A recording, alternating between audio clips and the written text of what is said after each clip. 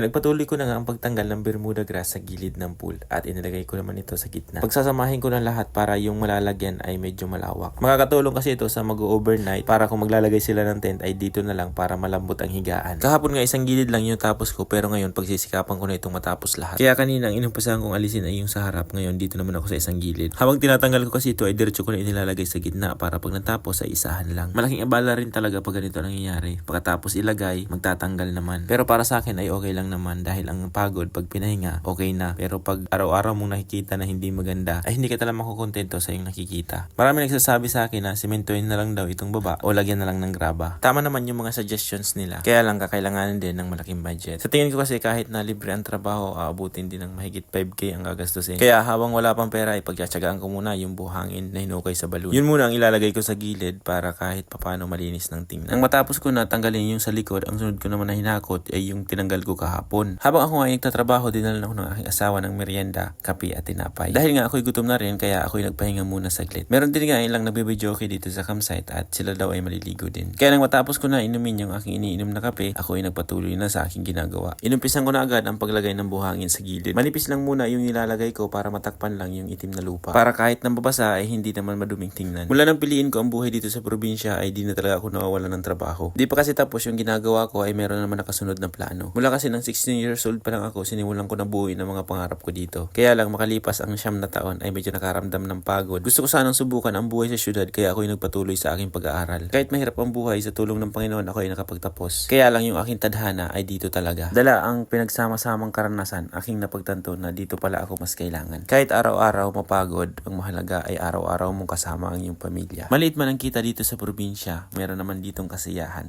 na hindi matutumbasan ng pera.